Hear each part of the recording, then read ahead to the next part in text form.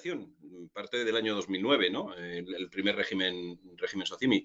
Pero sí que es verdad que empezó a ser competitivo a partir de la transición o la disposición del cambio de legislación que hubo en el régimen a finales del año 2012, con efectos desde el 1 de enero de 2013, pero que, si echamos la vista atrás, es un régimen que actualmente es una copia de lo que sería el propio régimen SIC francés, que no deja de ser sino la SOCIMI francesa, con ciertos pequeños cambios en cuanto a porcentajes, etcétera, pero que en general es una copia del mismo. No hay que olvidar que en España somos conocedores del régimen o de los rates desde el año 2004, como consecuencia de que por aquel entonces inmobiliarias de referencia de nuestro país, que eran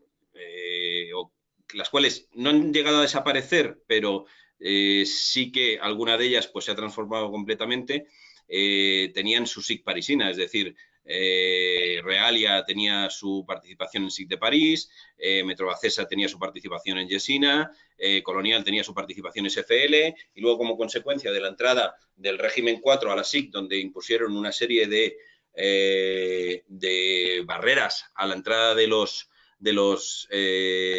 institucionales españoles en el accionariado de las SIC parisinas, pues se produjeron ciertos cambios de cromos para evitar estos temas. Antes de entrar, aunque ya he visto que he entrado sin querer en el meollo de la cuestión, quería presentarme. Mi nombre es David Calzada Criado, llevo en el mundo del real estate pues prácticamente desde que comencé mi carrera profesional, hace 23 años.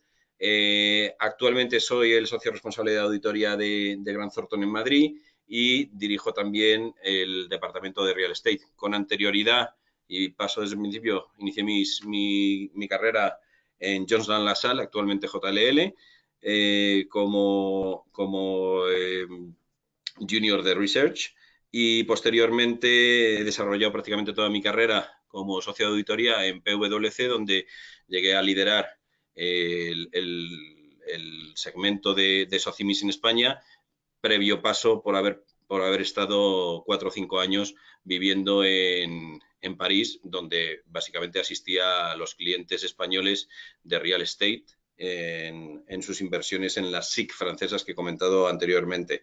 Posteriormente he desarrollado mi carrera como consejero delegado en una SOCIMI.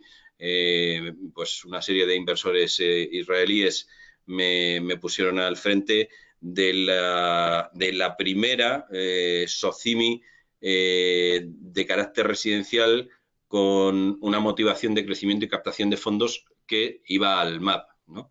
Y ahora entraremos en las diferentes tipologías de SOCIMIs que podemos encontrar en el mercado, atendiendo pues a su asset class, al tipo de mercado en el que esté cotizando, etcétera. Tras mi paso como consejero delegado de la SOCIMI, me incorporo a Grant Thornton, pues como lo he comentado anteriormente, para dirigir el departamento de auditoría, con una querencia muy especial hacia las SOCIMIs, y actualmente pues estamos en el proceso de incorporación y soy el auditor de Tempore, que como todos ustedes saben es la SOCIMI que está participada mayoritariamente de Sareb y de alguna otra que está en proceso de incorporación, si bien desde Grant Thornton estamos asesorando a aproximadamente el 50% de las SOCIMIs que hay actualmente en el mercado. Y en mi anterior etapa pues también asesoré a un número muy importante en la incorporación. ¿De dónde vienen las SOCIMIs? Bueno, las SOCIMIs vienen nos tenemos que echar años atrás. Es un mercado o es una tipología de inversión que se pone de manifiesto en los años 60 en Estados Unidos como vehículo de ahorro, básicamente, para inversores minoristas. Este modelo ha funcionado muy bien en Estados Unidos, sobre todo pues porque bueno, los volúmenes son otros, y aquí en España pues de toda la vida han existido las empresas inmobiliarias. Lo que pasa es que era un inmobiliario distinto al que veíamos en el resto de Europa y del mundo, ¿no? Es decir, el inmobiliario español mezclaba dos tipos de inmobiliario, que es el promotor y el patrimonialista, y estaban muy mezclados, con diferentes modelos de negocio y con diferentes márgenes y con diferentes riesgos, ¿no? Yo creo que la crisis que sufrimos desde el año 2007-2008 lo que ha hecho ha sido una reordenación de lo que sería las inmobiliarias, ha discriminado, ha dejado a aquellas que han sabido sobrevivir, aquellas que son más fuertes y, sobre todo, lo que decía al principio, ha reordenado, ¿no? Es decir, ha puesto a cada uno en su lugar. Por un lado tenemos a lo que serían las inmobiliarias promotoras y las inmobiliarias patrimonialistas. Y las inmobiliarias patrimonialistas, con respecto a las promotoras, aunque, como todos ustedes saben, también existe un segmento dentro del MAP que son SOCIMIs en promoción, pero que no para la venta inmediata, sino para compra de suelo, construcción y posterior alquiler de dichos inmuebles. Perdón, que voy a beber agua. Bueno, pues lo que ha hecho ha sido, de alguna manera, reordenarlo. ¿Cómo calificaría yo qué es lo que ha pasado en el mundo de las OCIMIs? A ver, España sabemos que venía de una gran crisis en los años 2007-2008 y mucha gente tiende a confundir que la panacea de todo de esta recuperación precisamente ha sido la aparición del régimen SOCIMI. No, la aparición del régimen SOCIMI no ha sido la panacea. La recuperación económica que ha sufrido España en los últimos años se ha producido como consecuencia del buen trabajo que se ha hecho en España desde un punto de vista pues, económico, segundo, que es cíclico, es decir, volveremos a caer en otra crisis, esperemos que más tarde que pronto, pero es decir, por el buen trabajo que se ha hecho en España. No cabe duda que el régimen SOCIMI es un catalizador. Es decir, en España, en el año 2013, yo empiezo a ver esos brotes verdes que hablaba Luis de Guindos en un momento determinado, empiezo a verlos en el Q3 del año 2013, ¿no? Es cuando, oye, los inversores empiezan realmente a decir, oye, que la última peseta la gane otro. Prefiero entrar ahora y estar preparado para cuando esto empiece a subir que no esperar a ver cuál es el punto más bajo de la curva. Y en ese momento precisamente se conjuga el hecho de que en enero de 2013, finales del 2012, pero con efectos en enero de 2013, se pone de manifiesto un cambio en el régimen SOCIMI por el cual empezamos a ser competitivos, porque como he dicho antes, el régimen como tal existía desde el año 2009. Solo salió una SOCIMI. Solo se constituyó una SOCIMI por aquella, pero no llegó a cumplir todos los requisitos, porque de aquella los requisitos que establecían las SOCIMIs eran hartamente duros y no eran, en un mundo global como en el que estamos ahora, para nada competitivos con regímenes que eran muy similares y estaban en su entorno. En un mundo global en el que los fondos se mueven muy rápidamente de un sitio para otro, pues obviamente España, ni por precios ni por fiscalidad, estaba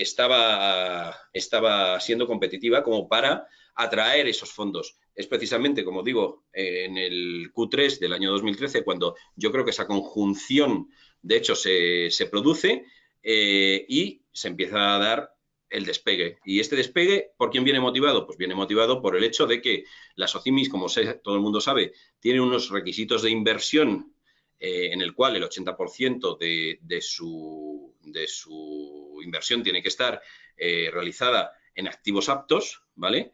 En activos destinados al alquiler, con independencia del asset class del que se trate, ya sea retail, ya sea comercial, ya sea terciario, ya sea residencial, pero tiene que tenerlo. ¿Qué es lo que ocurre? Que, bueno, pues hay una entrada masiva de fondos en España como consecuencia de ese cambio, en el que yo creo que el fundamental es uno. O sea, son varios, pero el fundamental es uno. Y es el hecho de que no te exige que las OCIMIs sean cotizadas en el mercado continuo, es decir, en la bolsa, sino que permite, a partir del cambio del 2012, que las OCIMIs puedan estar cotizadas en un sistema multilateral de negociación, en un sistema autorregulado como es el MAP, en el cual tanto los costes de entrada como de mantenimiento y los requerimientos en determinadas ocasiones son más laxos que los que te puede exigir la CNMV. Es un sistema que está autorregulado por el propio MAP, aunque supervisado por la CNMV. Son ellos mismos los que imponen las reglas y como tal, pues tienen cierta mano para poder establecer los requisitos de entrada. El MAP, al principio, pues tenía unos requisitos de entrada más laxos, pero sí que es verdad que ha ido, y me refiero al MAP porque en bolsa ya sabemos todos cómo funciona, pero el MAP es el que ha sufrido una mayor evolución por cómo ha ido viendo que se han ido comportando. ¿Por qué? Porque las SOCIMIs en España las podemos dividir o las podemos clasificar atendiendo a su tipología o de diferentes tipologías en diferentes clases de SOCIMIs, ¿no? La primera tipología, yo siempre he hablado de, oye, pues la que está en el mercado continuo y la que está cotizando en el MAP. Pues la del mercado continuo ya sabemos, oye, cuáles son todos los requisitos de difusión, tiene que tener un 25%, al menos a 100 accionistas, etcétera. Y es una SOCIMI, es una empresa inmobiliaria con un régimen acogida, un régimen especial que, de alguna manera, tiene la obligación, como cualquier otra SOCIMI, de un reparto de dividendos al final del año, etcétera, ¿no? Y, sobre todo, lo que favorece es que al estar en un mercado, pues, grande, no estrecho, como puede ser el MAP, que hay cierta liquidez, con lo cual las estrategias de salida para los inversores son claras. O bien soy un inversor a largo plazo y lo que hago es voy obteniendo una yield vía dividendo, soy un jugador de una dividend yield, o bien en un momento determinado vendo mi participación. ¿Cuál es el caso más claro y patente de este modelo de negocio? Pues el de Axiare. Axiare es una sociedad que se lanzó en el año 2013 y hace un año y medio fue absorbida por Colonial, léase, ha sido comprada por otro e hizo ricos a los inversores, ¿vale? Pues han jugado a vender esa acción en el mercado, pero mientras tanto puede haber entradas y salidas de inversores. Y luego nos vamos a aquellas sociedades que están cotizando en el MAP. Y ahí es donde entramos a decir, bueno, pues, ¿qué tipología de SOCIMIs cotizan en el MAP? A mí me gusta ser muy claro y yo creo que ahí el MAP ha hecho un esfuerzo muy grande en el sentido de discriminar y poner una serie de reglas de entrada para que no valga cualquier cosa, ¿no? Es decir, porque anteriormente, en los años 2013, al principio, parecía que cualquiera podía entrar a cotizar, ¿no? Yo siempre he dicho, y permitidme, porque no voy a utilizar ningún tipo de eufemismo, hablaba de SOCIMIs de verdad y SOCIMIs de mentira. ¿Cuáles eran las SOCIMIs de verdad? Las SOCIMIs de verdad, pues había muy pocas. De hecho, pues al principio probablemente no habría ninguna, salvo Mercal. Y después empezaron a entrar las SOCIMIs de mentira. ¿Qué son las SOCIMIs de mentira? Bueno, pues son las SOCIMIs que vienen pues con un sponsor que es un fondo y que lo único que te decía el MAP es que para cumplir los requisitos de difusión, con poner esos 2 millones o el 25% de capital en manos del proveedor de liquidez, ya estabas cumpliendo con todos los requisitos de difusión. Para ellos era perfecto porque lo que querían era realmente entrar a unos precios bajos con una fiscalidad que realmente le apoyase, le fuera favorable y una vez que hubieran cumplido los 3 años de mantenimiento del activo y que por lo tanto estuvieran exentos del pago del impuesto sobre sociedades, proceder a la venta y realizar esas ganancias. ¿Por qué? Porque habían entrado justo en el momento adecuado, que era cuando todavía no habían tocado a la baja todos los activos inmobiliarios, el precio de los activos inmobiliarios. El MAP ha ido corrigiendo esas deficiencias y ha ido imponiendo cada vez más reglas de entrada. No olvidemos que el MAP es una institución privada que tiene una concesión para operar un sistema multilateral, no deja de ser bolsas y mercados españoles, y por lo tanto él de alguna manera también se tiene que cubrir y tiene que asegurarse de que no todo vale. ¿Por qué? Porque a diferencia de cualquier otra empresa cotizada, ¿vale?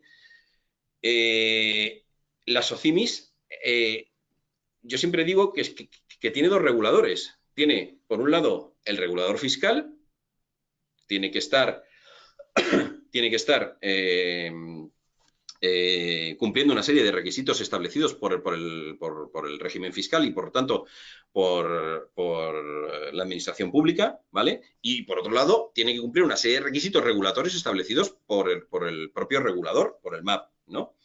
Entonces, partiendo de la base de que todas la están cumpliendo desde un punto de vista fiscal, y ahora ahondaré más en ese tema, el MAP como tal ha ido de alguna manera estableciendo y aprendiendo en cuanto, oye, qué requisitos tanto de entrada como de mantenimiento tengo que imponer a las empresas para que esto no sea un coladero, ¿vale?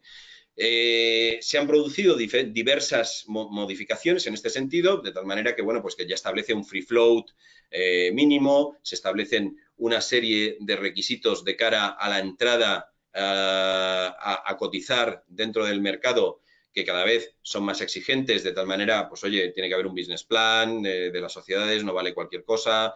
Si os acordáis, las SOCIMIs empiezan a nacer en un momento en el que el MAP pues estaba un poco tocado por determinados temas como el de GoWex, etcétera. Entonces, pues va aprendiendo sus propios errores y lo que va haciendo es imponiendo una serie de requisitos de entrada, como digo, la due diligence, la comfort letter, que hay unos estados financieros auditados, e incluso en muchos casos, bueno, en muchos casos no, en este caso concreto que voy a mencionar, es más exigente que la propia CNMV, porque la CNMV no exige que haya revisiones limitadas a 30 de junio, sino que lo que exige es que es opción del emisor o de la empresa cotizada la realización de una revisión limitada por parte del auditor, si bien tienen que presentar información financiera al mercado. En el MAP, esa información financiera semestral es obligatoria. Yo os voy a poner un ejemplo. Yo cuando era consejero delegado de esta sociedad que os comentaba, que fue la primera sociedad de carácter residencial que nació precisamente con un IPO en el MAP, nosotros, ni yo me llamaba Ismael Clemente, ni tenía el logo de Merlin detrás, con lo cual para mí captar dinero era muy difícil y la única manera que se me ocurría de captar dinero era de alguna manera el presentarle y ser muy transparente al mercado, de tal manera que yo hacía todos mis estados financieros, primero en 2 idiomas, porque el mercado nacional para la captación de dinero todavía es muy reticente a la hora de poner dinero en empresas dentro del MAP, no estoy hablando de las SOCIMIS que están cotizando en la bolsa, porque ahí hay liquidez, pero sí en el MAP, sin que tú le dieras una estrategia de salida, y la estrategia de salida que nosotros teníamos en ese momento era, oye, la estrategia de salida es dar el salto continuo cuando tenga un volumen suficiente. Pero bueno, como venta, como principal argumento de venta era decirles, mire, mi estrategia es esta, es conocida, yo lo he dicho en numerosas ocasiones, ¿vale? Que es X, la que fuera, pero yo les demuestro a ustedes que esa estrategia la estoy cumpliendo y son ustedes los que juzgan o no, porque yo hago que mis estados financieros sean revisados trimestralmente con valoraciones trimestrales, una periodicidad trimestral de la totalidad de mi portfolio y esa información era dada al mercado, tanto en inglés como en español y bajo normas internacionales para que nadie o todo el mundo pudiese entenderlo perfectamente, ¿vale? Bueno, dicho esto, a lo que voy es que el MAP ha venido incluyendo una serie de requisitos, tanto de entrada como de mantenimiento, para asegurarse de que eso no sea un coladero, de tal manera que a día de hoy la práctica totalidad de SOCIMIS que hay en el mercado, ya se les, bueno, la práctica totalidad no, la totalidad de sociedades que empiezan a cotizar en el mercado alternativo bursátil bajo el segmento de SOCIMI, se les exige que tenga un free float mínimo. Y ese free float, de alguna manera, cada vez están poniendo más restricciones a que sea con empresas vinculadas, con personas vinculadas, etcétera, ¿no? Es verdad que no se puede cambiar algo de la noche a la mañana, pero yo creo que el MAP en este sentido lo ha hecho muy bien y está avanzando. Tipología en cuanto a asset class. Bueno, pues yo diría que el inicio de las SOCIMIS, las primeras SOCIMIS fueron las que fueron a cotizar al mercado continuo, en las que teníamos las primeras Hispania, LAR, Axiare y Merlin, en las que aquello era todos a por todo. Yo me acuerdo de estar hablando con gestores de fondos de real estate que tienen que cumplir una serie de normativas en sus países, eran SPVs de fondos alemanes, de fondos de pensiones, etcétera, donde me decían, mira, es que las SOCIMIS, cuando voy a por un activo, es que me pasan por la derecha y por la izquierda, porque es que prácticamente no hacen ni due diligence ni nada, es decir, van, compran, porque tienen una necesidad de invertir tremenda, es decir, tenían tanto cash, y el cash parado no vale para nada, que tenían que comprar como fuera. Entonces, ¿dónde podían gastar esas ingentes cantidades de dinero que habían obtenido en las rondas de financiación? En grandes activos, esos grandes activos que eran Business Park, centros comerciales, grandes edificios, grandes complejos de oficinas, como he comentado antes, oficinas, es decir, básicamente en ciudades prime, en localizaciones prime, pero sin importarles, entre comillas, ¿vale?, el precio. Sabían que ya los precios de por sí estaban bajos, pero a lo que iban era, tenían que mover ese dinero, tenían que ponerlo en circulación y empezar a generar rentas. Es verdad que unas las tuvieron más fácil que otras, ¿no? Porque, si os acordáis, Merlin, como nació ya con un portfolio muy importante de 800 y pico sucursales del BBVA, porque esto era una escisión de TRI, de la operación TRI, pero otras fue pico pala, es decir, fueron cashbox al principio y fueron lo que fueron es ir invirtiendo en grandes cantidades en activos que oye, luego se han visto que han dado su fruto. ¿Qué es lo que ha pasado con las OCIMIS? Sobre todo en el MAP, en el mercado continuo. Pues que las OCIMIS, una vez que ya tienen invertido todo ese dinero, lo que han hecho ha sido refinarse. ¿Y cómo se refinan? Pues empiezan de alguna manera a buscar una especialización en una tipología de activos que ellos consideran como buenos gestores para llevarlas. Bueno, en este sentido, pues bueno, se ha visto que ha habido una especialización de tal manera que Hispania pues, se ha concentrado en el segmento hoteles, LAR en centros comerciales, Axiare hasta que la absorbió Colonial, pero Colonial sigue con ese curso, pues se ha focalizado en oficinas y yo creo que es la primera que ya Colonial ya venía siendo una inmobiliaria histórica, ¿no?, española, pero tiene casi más del 50% de sus metros cuadrados están en Francia, están en París. Y es una de las pocas OCIMIS que tiene activos fuera de España. Merlin creo que tiene algo en Portugal. Con lo cual se ha ido produciendo una especialización de las mismas. Lo mismo está ocurriendo en el MAP. ¿Por qué? Porque en el MAP, al principio, las primeras OCIMIS que salen son family offices, que lo que quieren hacer es aprovecharse de una ventaja indudable fiscal, ¿no? Porque las motivaciones que tienen las OCIMIS que salen al MAP al principio eran tres. Era una, la propia motivación fiscal, es decir, tengo un patrimonio en el cual, pues bueno, si yo me acojo al régimen y cumplo una serie de requisitos que en su momento, como decía, los de difusión, era que el proveedor de liquidez tuviera 2 millones de euros, pues, o el 25% del capital, pues mira, me acojo al mismo y de alguna manera dejo de pagar impuestos cuando yo realice esas plusvalías. Una segunda motivación que era, por aquel entonces, las menos, la de captación de fondos. Yo iba al mercado de capitales, no me voy al grande, no me voy a la bolsa, no me voy al mercado continuo porque no tengo el tamaño suficiente y el intento de entrar en el mercado continuo una vez y fallar es una X que nadie nos la va a quitar. A los hechos me remito en sociedades muy conocidas como Isolus, en el cual ha tenido pues 3 intentos de salida a bolsa fallidos, aun siendo totalmente de otro sector.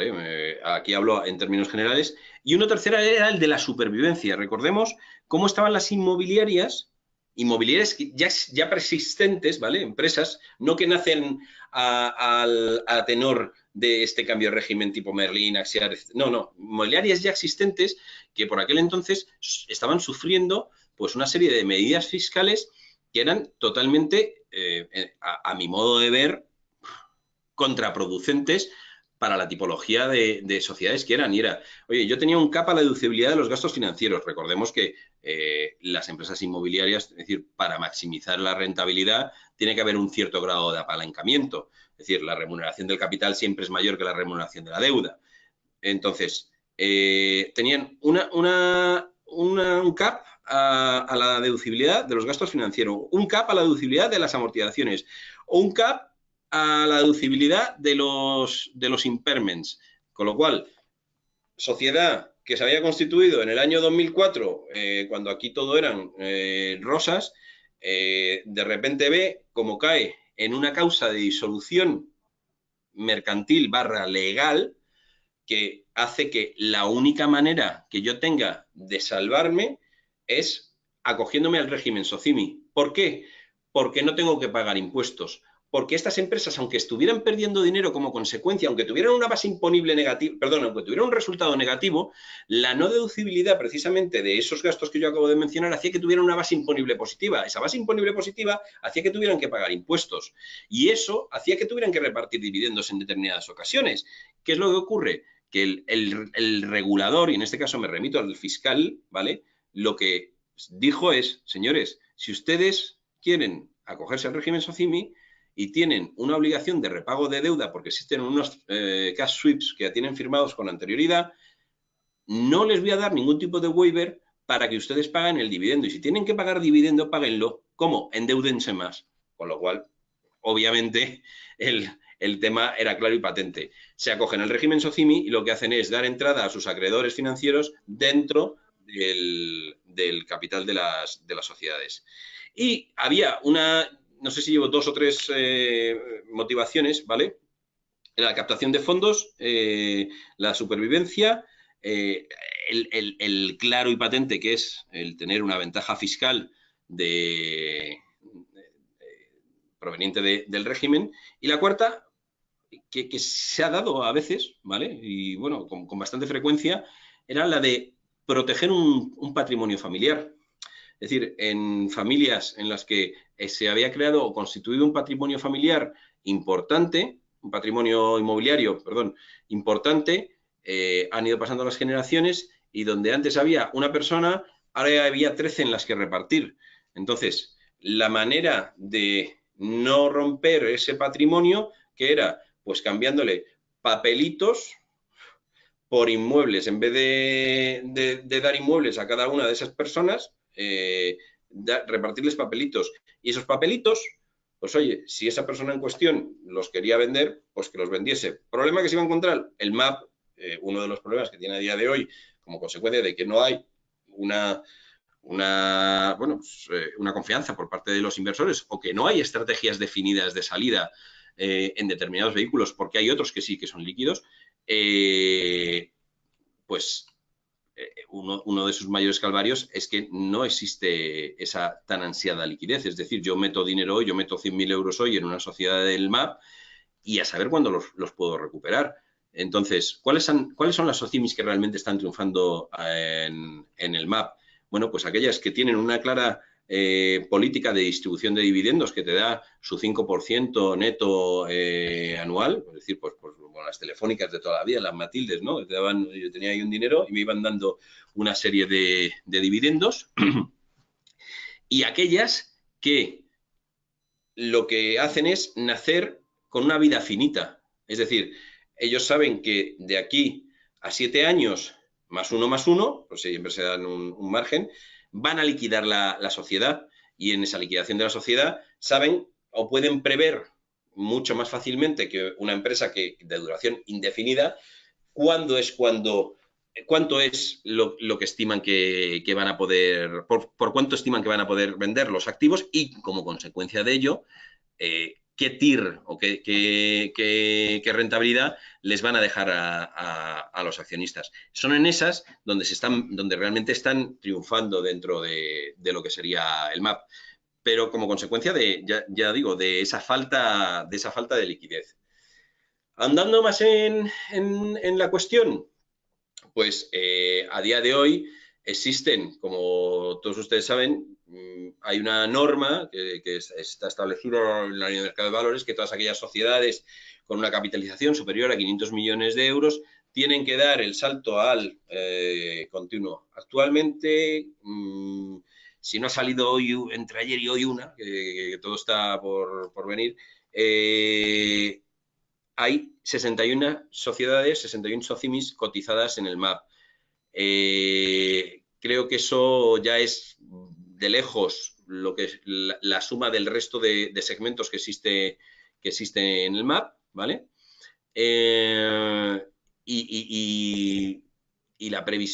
hay 5 de ellas que superan los 500 millones de capitalización, con lo cual, en teoría, deberían dar el salto al continuo. ¿Qué es lo que pasa? Que cuando miramos esas sociedades, pues es lo que yo decía al principio, parece que son sociedades que tampoco les interesa mucho que haya un 25% de free float en las mismas y más de 100 accionistas, ¿no?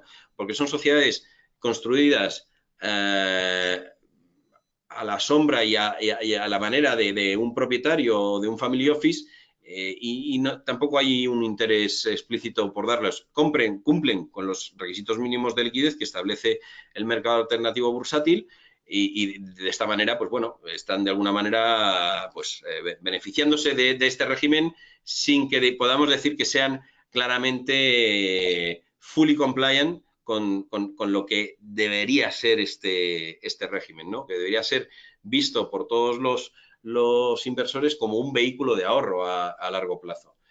¿Qué es lo que va a pasar o qué es lo que se prevé que va a pasar en cuanto a las OCIMIS? Bueno, más allá de lo que se pueda hablar desde un punto de vista político, de que, bueno, van a hacer desaparecer el régimen o van a poner restricciones al régimen, etcétera, cosa que no creo que ocurra, es decir, porque sería bastante, como diría, poco inteligente, lo voy a decir así directamente, poco inteligente el establecer una serie de, de,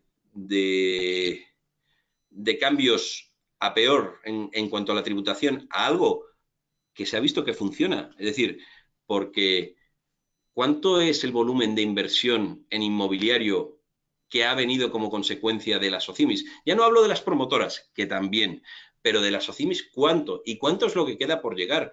Ahora mismo yo tengo un pipeline donde de aquí a unos años, si no hay ningún cambio, ningún brusco cambio en la legislación, se prevé que haya más de 100 SOCIMIS cotizando en el mercado, tanto en el mercado continuo como en el mercado alternativo bursátil, más todas aquellas SOCIMIS que a día de hoy existen, pero no se saben que existen, eh, como consecuencia de que son rates de rates. Me refiero Unibail Rodanco. Unibail Rodanco es una SOCIMI, pero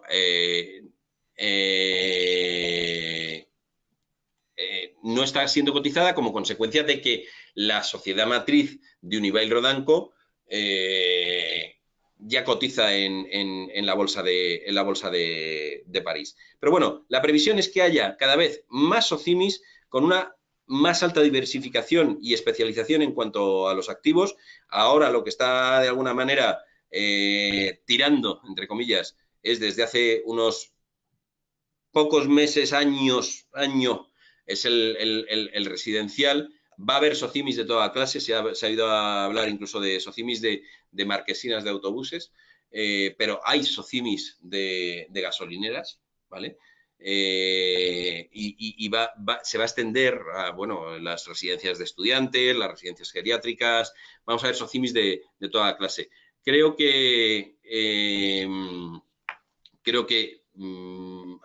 va a haber espacio para todos si no se producen cambios bruscos, y sobre todo lo que se va a producir en el corto o medio plazo es un proceso de concentración. Que por otra parte ya lo hemos visto en el mercado continuo con la OPA que Colonial hizo a Axiare, ¿vale? Aunque ahora ha vuelto a salir, bueno, pues su equipo directivo junto en Arima, ¿de acuerdo? Y la que ha hecho recientemente Vitruvio, que lo está haciendo muy bien, con Única Real Estate. Es decir, Vitruvio se está convirtiendo en una SOCIMI de referencia, una SOCIMI que empezó, yo creo que con el espíritu de llegar a ser una grande y cumpliendo con todos los requisitos que tenía que cumplir desde un primer momento y con las ideas muy claras, y que así lo está demostrando. Y de hecho, pues, bueno, yo no descarto que si las condiciones macroeconómicas así lo aconsejan, que dé su salto al continuo más pronto que tarde, en ese sentido. Yo hablando 36 minutos, no sé si hay alguna pregunta que se quiera poner sobre la mesa, ya sea desde un punto de vista de mercado, como técnico. Sí, tengo aquí, estoy acumulando varias preguntas que tenemos, más algunas que me surgen a mí. He tenido la posibilidad en varias ocasiones de entrevistar a directivos, ahora que mencionabas a Vitruvio, tuve la oportunidad de entrevistar hace unos meses a Joaquín, el del Ujú. presidente de Vitruvio. Y bueno, vamos a ir dosificándolas. Te has referido en varias ocasiones poniéndolo entre comillas, a socimis de verdad y socimis con patrimonialistas. A esto es lo que se refieren muchas personas del sector cuando dice que hay socimis con vocación de permanencia y socimis sin vocación de esta, que solo están para acogerse al régimen fiscal. Eh, sí y no, y quiero explicar. Es decir, hay socimis que son de verdad, es decir, por ejemplo, las socimis que ha sacado la banca privada de Bankinter bueno, y BMB, que tiene dos socimis ahora mismo cotizando en el mercado y puede que se me escape alguna otra, sí que son socimis de verdad. Ellos lo que han hecho es dar entrada precisamente junto con Vitruvio, junto con la sociedad que yo también dirigía, que era VBAR y Iberian Property Socimi, en la cual lo que se pretendía era captar dinero. Y en estos casos, lo que se ha establecido son socimis de verdad, en el caso tanto de BMB como de Bankinter, con una vida finita, en el cual le estás dando una visibilidad de la estrategia de salida al inversor que va a entrar. ¿Qué es lo que ha ocurrido? Lo que ha ocurrido es que estas sociedades, en principio, que estaban creadas para la banca privada de Bankinter y BMB, pues para determinados family offices, los inversores se han dado cuenta que son las que realmente están tirando y de alguna manera ellos también quieren beneficiarse. Oye, pues sí, voy a hacer una comparación muy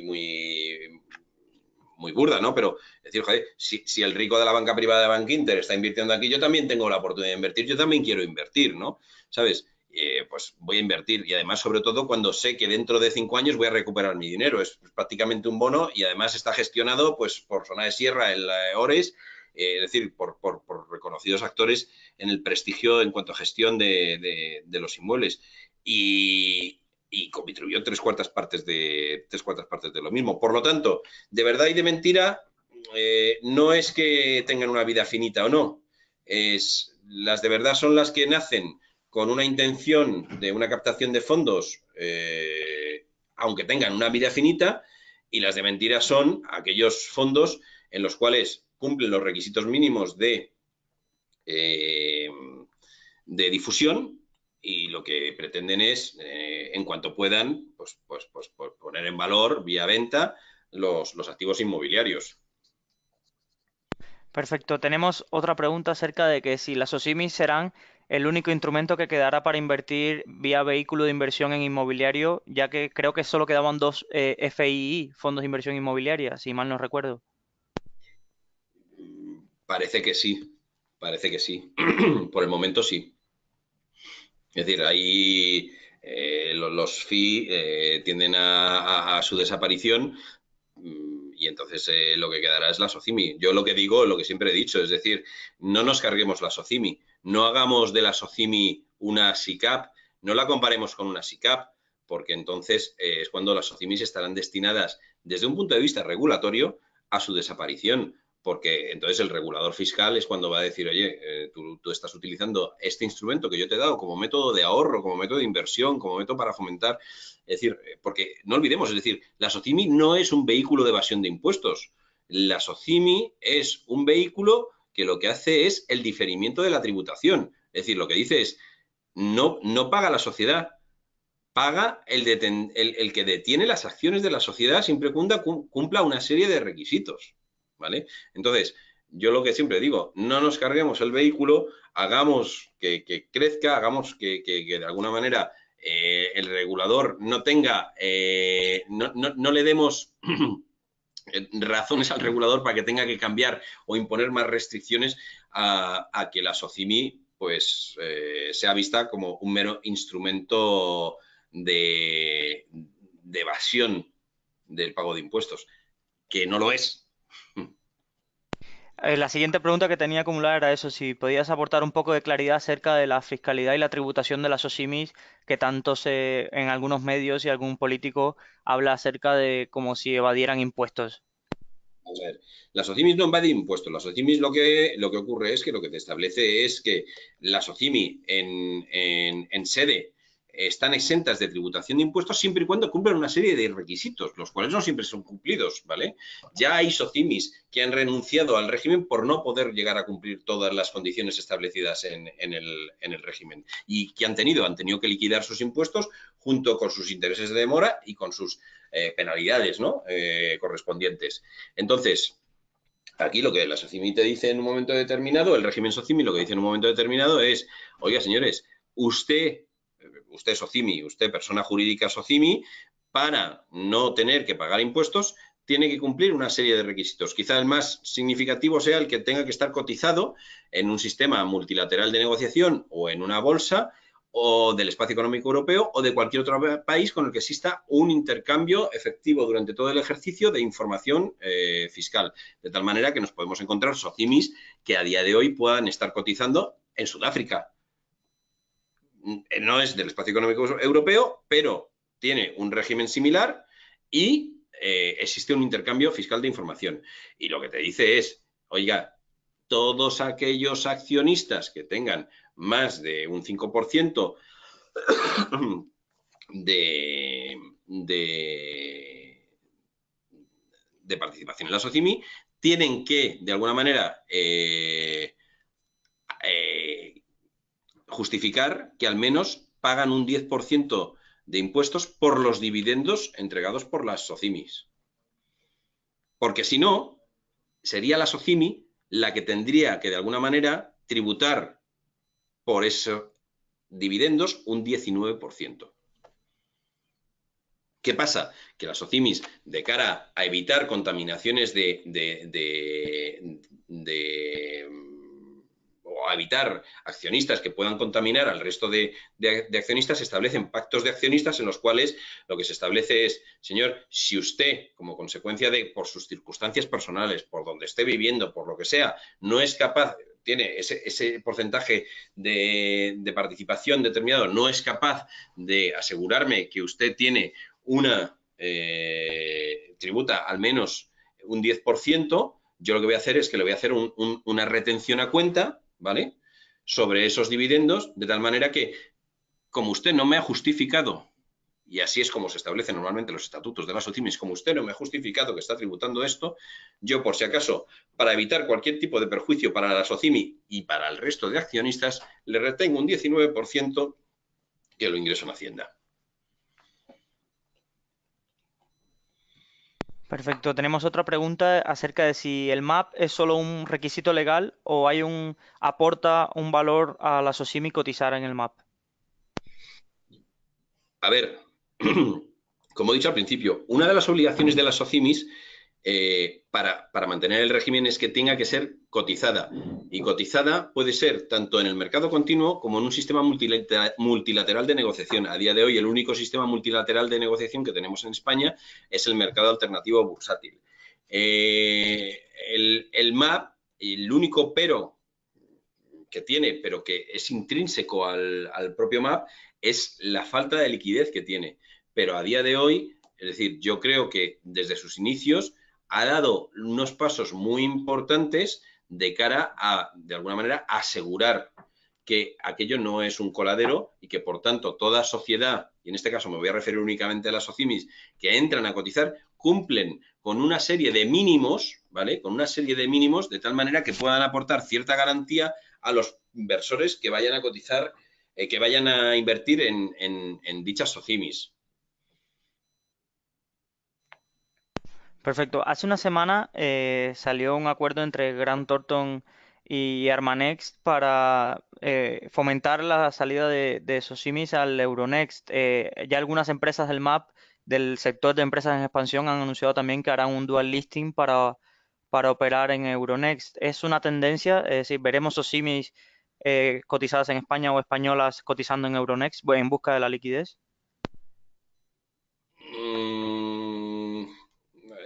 A ver, Euronext es un sistema multilateral de negociación. Como tal, el régimen fiscal lo da como válido. El único problema que tiene el Euronext, ventaja, virtud o problema, según se quiera ver, es que no está tan desarrollado como lo que es el MAP a día de hoy, y el Euronext no es para determinadas empresas que realmente busquen un crecimiento. Es decir, el MAP, el Euronext es un mercado que, tal y como está concebido a día de hoy, es un mercado para el cual determinadas SOCIMIs de bajo perfil y que quieran tener unos costes de entrada y de mantenimiento flojos, pero que eso da menor seguridad al propio inversor. Bueno, es que ya de entrada, dependiendo del segmento de Euronext en el que accedan, es que no exigen ni difusión. Es decir, yo creo que eso es precisamente, de alguna manera, ir en contra del principio de lo que sería una SOCIMI, que lo que busca es, oye, tener una masa accionarial grande, que la acción, que por lo tanto, cuanto más grande sea, más grande será el mercado en el que participe, si todas las SOCIMIs así lo son, y que por lo tanto haya liquidez. Euronext lo que está buscando, de alguna manera, es otra cosa, es dar entrada a determinados actores pues que no van a cumplir o no quieren cumplir con ciertos requisitos que el MAP está poniendo como exigencia a día de hoy para precisamente dar mayor fiabilidad, dar consistencia a lo que se está buscando en este tipo de vehículos de SOCIMIs. Y es que sea un vehículo más de inversión. Se ha visto como un vehículo de ahorros. Obviamente en Euronext, las empresas que han salido ahora a cotizar en Euronext son empresas que la liquidez no la están buscando, entre otras cosas, porque no hay free float. Son unipersonales. Acerca de esto último, el inversor retail sigue sin, es otra de las preguntas, que sigue sin ver a las SOCIMIs a pesar de su distribución de dividendo como una inversión patrimonialista. ¿Falta alguna forma de comunicación por parte de las SOCIMIs para que vean en ellas como ven en las utilities como Red Eléctrica, Enagás, como un tipo de inversión patrimonialista en que pongo mi inversión y espero recibir a cambio de dividendos? A ver, aquí yo creo que el inversor retail lo que tiene que ver es, tiene que diferenciar claramente entre dos. Tiene que diferenciar entre aquellas SOCIMIs que están en el mercado continuo. Recordemos que hay una en el IBEX 35, que es Merlin. Aquellas que están en el mercado continuo y aquellas otras que están en el MAP. ¿Cuál es la mayor diferencia entre una y otras? Bueno, aparte del tamaño, del free float, etcétera, básicamente es la liquidez que se puede obtener en un mercado continuo en el cual ya hay una exigencia de un free float del 25% con más de 100 accionistas, pero en un mercado muy global, en unos volúmenes de inversión que nos estamos moviendo de 5.000, 6.000 millones de euros, pues no tiene nada que ver con las que se pueden establecer en el MAP. En el MAP todavía hay reticencias, pero precisamente yo creo que es que esto es la pescadilla que se muerde la cola. No pongo dinero porque no hay liquidez, y como no hay liquidez no pongo dinero, y no pongo dinero porque no hay liquidez. Es la pescadilla que se muerde la cola. Por eso digo que hay determinadas SOCIMIs que lo están haciendo muy bien en el sentido de establecer unos periodos de duración de las SOCIMIs, de tal manera que permitan al inversor ver que en 7 años va a recuperar su dinero con una cierta rentabilidad. Y bien es verdad que nadie puede prometer rentabilidades a futuro, pero sí que es verdad que todos sabemos de dónde venimos, a qué precio se han comprado determinados activos y lo lógico es que esos planes de negocio, viendo de dónde venimos, se cumplan y me permitan a mí tener una visibilidad en cuanto al retorno que voy a tener de mi inversión. Perfecto, tenemos otra pregunta acerca de, hace un momento comentaste, bueno, hace un rato en la exposición comentaste acerca de la OPA, la primera OPA que había en el MAP. Hemos visto también la OPA de Colonial sobre Axiare, pero ahí es una compañía tan grande. ¿Están preparadas las SOCIMIs del MAP para hacer operaciones corporativas de este calado sin apalancarse? A ver, lo que va a pasar, yo comencé mi alocución diciendo que la SOCIMIS es una copia y ahora en el régimen y en lo que ha ocurrido respecto a las SIC francesas. ¿Qué pasó con las SIC francesas? Aparecieron 80 SICs y posteriormente lo que se ha ido produciendo es un proceso de concentración. ¿Por qué? Porque en este mundo o creces o te comen. Y para ser rentable, desde un punto de vista empresarial, ya no digo en el mercado, desde un punto de vista empresarial, lo que tienes que hacer es crecer. Hay empresas que precisamente porque o han llegado a su máximo de apalancamiento o porque no han sido capaces de captar mayores fondos o porque se van a producir una especialización, ¿vale? Se van a seguir produciendo procesos de concentración y se van a seguir produciendo procesos de concentración en el MAP, ¿vale? Vitruvio ha sido el germen, el primero de ellos, pero es que se van a producir muchos más, porque posteriormente habrá empresas que se quedarán estancadas y que la única manera para darle el retorno a sus accionistas va a ser, pues oye, que venga otra empresa, me compre oye, o fusionarme con otra empresa y formar parte diluyéndome obviamente, de una empresa de mayor tamaño que tenga unas mayores posibilidades de dar el salto al mercado continuo. ¿Cuál es el beneficio de dar el mercado al salto continuo? Pues hombre, pues que vendrá un fondo de pensiones y te comprará si haces una OPV. Perfecto. Tenemos otra pregunta, esta es un poco más fuera del régimen de Soshimi. ¿Cómo ve la situación del mercado inmobiliario español ahora? Es decir, muchos dicen que solo está sobrecalentado en las grandes ciudades, dicen que todavía hay oportunidades en el espacio de oficinas, logística. ¿Cómo se ve desde tu posición, que quizás tienes otra visión privilegiada, que estás dentro del sector? A ver, yo lo que... Voy a poner de otra manera. Yo me acabo de comprar una casa para alquilar. Es decir, y esa casa que me he comprado para alquilar, sin ser un fondo, es decir, sin tener el poder de negociación de un fondo ni la capacidad de endeudamiento de un fondo, la he conseguido con un descuento sobre valor de mercado y me lo creo, es decir, porque hay muchas veces que el valor de mercado se pone en tela de juicio, pero me lo creo en este caso. Un 25% más barato. Es decir, sé que voy a tener una inspección por parte de la Comunidad de Madrid en cuanto al ITP, seguro. Espero que no haya nadie de la Comunidad de Madrid. Pero me van a revisar. ¿A quién se lo he comprado? Se lo he comprado a una Socimi. Entonces, sobrecalentamiento. A ver, yo creo que no.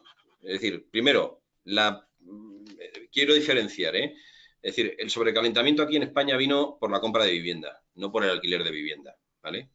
Y la compra de vivienda, a día de hoy, si yo echo un vistazo a quién está comprando la vivienda, yo creo que la vivienda de nueva promoción que se está comprando a día de hoy está siendo comprado por personas que quieren una segunda residencia para invertir.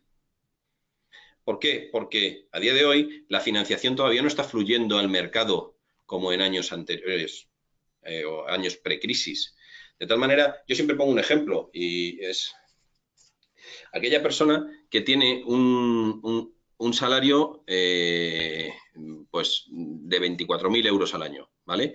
Y que quiera comprarse su primera residencia, el mercado ahora te está llevando a invertir en determinadas zonas, pero es que esas zonas tienen unos precios que pueden parecer asequibles. Oye, pues 2 habitaciones por 120.000 euros, pero es que a día de hoy el banco te pide 120.000 euros más impuestos, el 10%, nos ponemos en 132.000. Si solo te está dando el 20%, te está pidiendo que tengas ahorrados 27.000 euros. ¿Qué persona?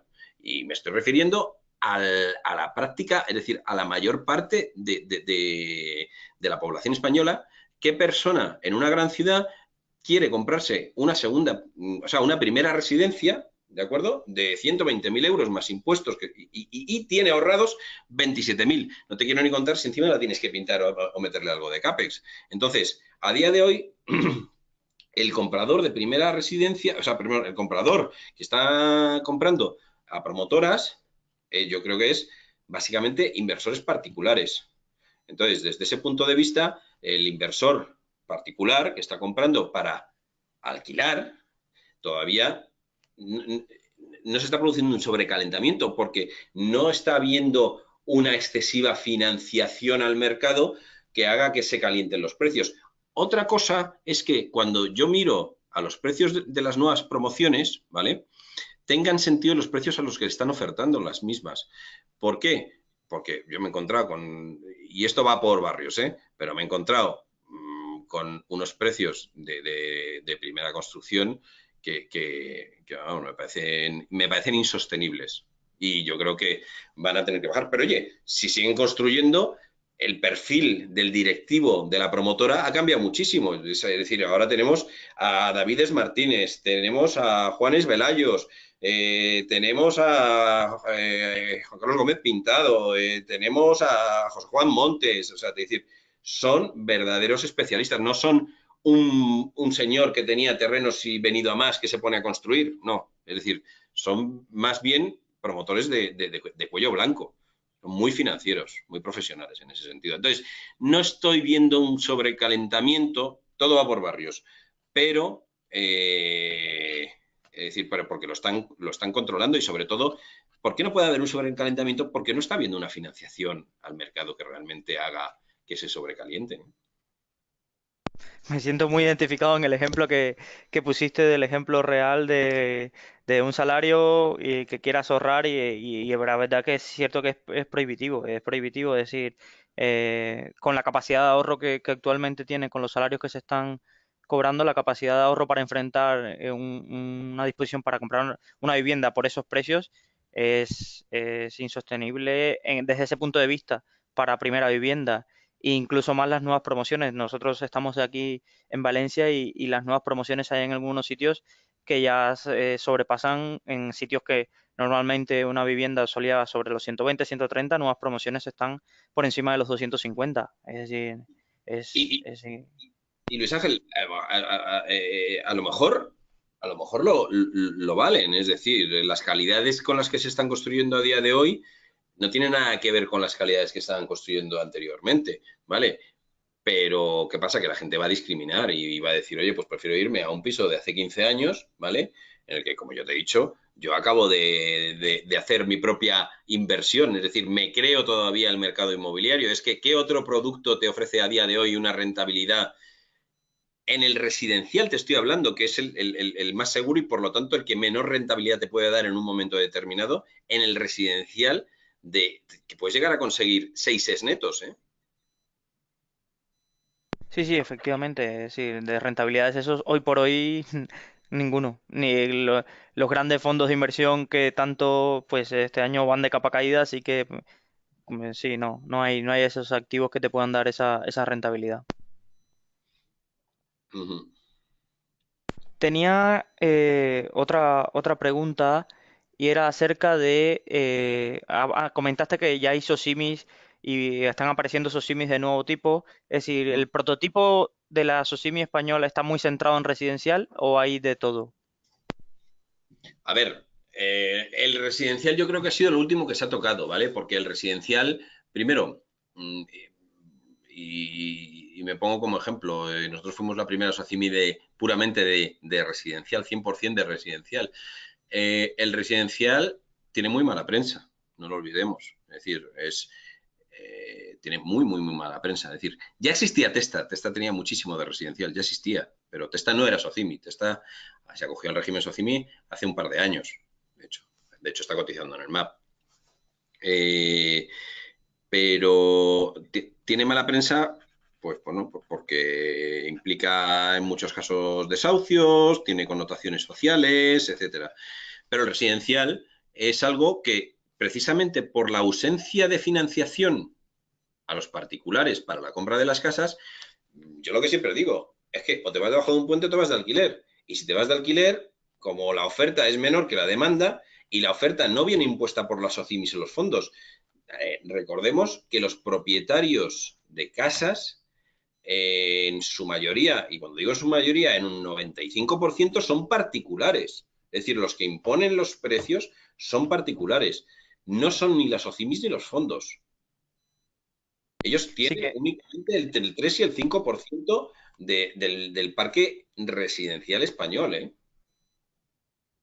si fuera por Entonces, la prensa pareciera que sí, fueran las cifras al contrario. sí, sí, no, puede parecer, pero vamos a ponernos. ¿Cuántas casas tiene Testa? 11.000. Vamos a poner que hay 5 Testas. 55.000, que no las hay. 55.000. ¿Me quieres decir tú que entre 20 millones de familias, pongamos 17 millones de familias en España, no tienen más de 55.000 viviendas en alquiler? Más los que se están sumando de, como dices, de comprar para alquilar. Es decir, sí, sí, no. Exactamente. Es decir, que es que ahora mismo no, lo que pasa es que el ruido está puesto en los fondos y tal, pero señores, no, el ruido hay que ponerlo en el particular que pone su casa en esto. Lo que pasa es que, claro, un particular no tiene 10.000 casas, particular tiene una, pero 14 millones de particulares tienen 14 millones de casas, que no son 10.000. Exacto. Pasaremos a casi las dos últimas preguntas que tengo registradas y va mucho interés acerca de los que queremos aprender acerca de las inversiones inmobiliarias. Muchas veces no encontramos bibliografía o no sabemos en qué métricas fijarnos para enfrentarnos a un balance o unas cuentas de resultados de una SOCIMI. ¿Cuáles crees que serían las claves que uno debería fijarse para ver el buen comportamiento de una SOCIMI y para aprender a analizar cualquier empresa del sector inmobiliario? NAF, GAF, suenan. Sabemos qué son, pero ¿cuáles son las claves para entenderlo? A ver, hay diferentes KPIs a la hora de analizar en la evolución. La primera, yo diría que dependiendo del mercado en el que se esté, ya sea el MAP o en el continuo, pues sería la cotización de la acción, ¿no? La evolución de la cotización de la acción. Eso es lo que me va a dar a mí un punto de referencia. Obviamente, debería haber, si el mundo fuera perfecto, ¿vale? Debería haber una correlación entre lo que sería la cotización de la acción y el NAV de la compañía. Normalmente las sociedades están con descuento sobre NAV, es decir, el NAV, que no deja de ser sino el valor de sus activos menos su deuda, digo valor de sus activos, no el valor por el que lo tienen contabilizado, sino el valor que un tercero independiente da a esos activos menos la deuda que tienen en balance, eso es el NAV de esa compañía. Obviamente eso tiene un valor, pero yo como siempre digo, a las valoraciones hay que dar cierto margen, ¿vale? Es decir, las valoraciones no deja de ser algo subjetivo, que un tercero, por muy experto que sea, da, pero tiene cierto grado de subjetividad. Entonces, pues lo que yo creo que hay que ver es, oye, ¿qué tamaño tiene la sociedad? ¿En qué mercado está cotizando? ¿Cómo es la evolución de la acción? ¿Cuál es su equipo gestor? Es decir, hay gente que a todos nos ofrece cierta confianza y gente que no nos ofrece ningún tipo de confianza. Pues, oye, un Ismael Clemente, pues parece que lo ha hecho bien, ¿no? El equipo gestor cuenta muchísimo, es decir, sobre todo en las rondas iniciales de financiación. Aquellas son a las que no estamos invitados los mortales, sino que va dirigida precisamente a institucionales o a grandes o a inversores cualificados, ¿no? Bueno, hoy en día, si firmas un papel eres inversor cualificado, pero quiero decir, a los institucionales, pues eso te da cierta confianza, el background que ha tenido esas personas. Eh, Luego lo que te tienes que fijar de alguna manera es en el grado de apalancamiento que tienen estas sociedades. Es decir, el apalancamiento es bueno, es necesario. ¿Por qué? Por lo que he dicho anteriormente. La remuneración del capital siempre es mayor que la remuneración de la deuda. Ver cuál es el grado de apalancamiento, ver si las previsiones de negocio que ha dado la compañía se están cumpliendo o no se están cumpliendo.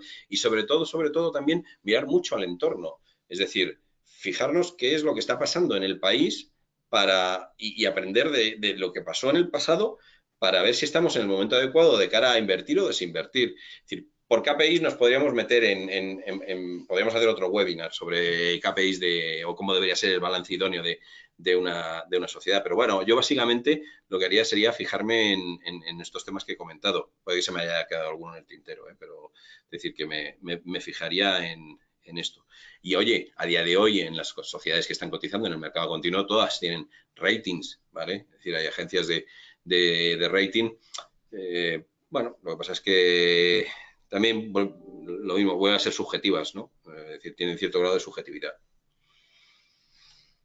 Tomo el guante sobre lo que has dicho del webinar sobre KPIs y análisis de inversiones inmobiliarias y la verdad que creo que sería muy muy interesante ahora que está tan de moda, sobre todo que los fondos desde que se ha hecho famoso Unibail Rodamco, está muy de moda analizarla y demás, a pesar de su caída en los últimos tiempos y hay muchas personas que están buscando acerca de rate, inversión y se encuentran con que no saben analizarlas o no saben cómo enfrentarse a ellas porque algunas presentan un descuento sobre NAV bastante importante y no saben entender a qué se debe. Una última pregunta, ¿libros que recomiendes para adentrarse en el mundo de la inversión inmobiliaria que te hayan servido en tu formación profesional, aparte del que has escrito, ha ayudado a escribir el Tratado de la Socimi? A ver, lo que he dicho, la SOCIMI es una parte muy pequeña de lo que sería el mundo inmobiliario, ¿no? Es decir, existe bibliografía, existe mucha, pero yo, sinceramente, yo lo que recomiendo es que un inversor que tenga, o cualquier persona que tenga cierta, bueno, ganas de aprender en cuanto a lo que es una empresa inmobiliaria, patrimonialista, en este caso me estoy refiriendo, también promotoras, pero patrimonialista, pues yo creo que no hay mejor libro que unas cuentas anuales de una SOCIMI.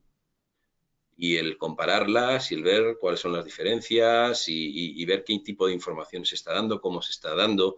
En los informes de gestión es algo que es obligatorio incluirlo en las cuentas anuales y es donde realmente el directivo de la compañía está diciendo, oye, ¿cómo ve él el mercado inmobiliario? ¿Cómo lo ha visto este año? ¿Qué cosas ha hecho buenas? Normalmente es para tirarse flores, ¿no? Pero, ¿qué cosas ha hecho buenas? Pero sobre todo, ¿cómo ve las previsiones, ¿no? A futuro. Entonces, esos informes de gestión de las grandes sociedades e incluso de otras no tan grandes que están cotizadas en el MAP, pero que, como digo, oye, son sociedades que, por su importancia relativa dentro del mercado, Central de Galerías Comerciales, Zambal Spain Socimi,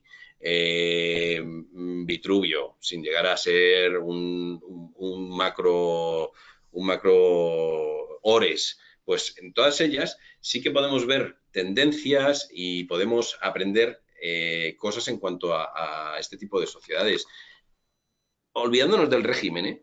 Es decir, una empresa inmobiliaria de real estate, porque lamentablemente tampoco es que haya muchas más que las hay, empresas patrimonialistas en España que todavía no se hayan acogido al régimen SOCIMI o no estén a punto de acogerse. Perfecto, David. La verdad que ha sido una hora, casi 10 minutos de charla y de conversación que servirá mucho y gracias por la disponibilidad de atender a Rankia y desde el primer momento que te solicité si sería interesante, si tenías disponibilidad para realizar este webinar y demás. No sé si quieres Bueno, añadir algo más, algo que haya quedado.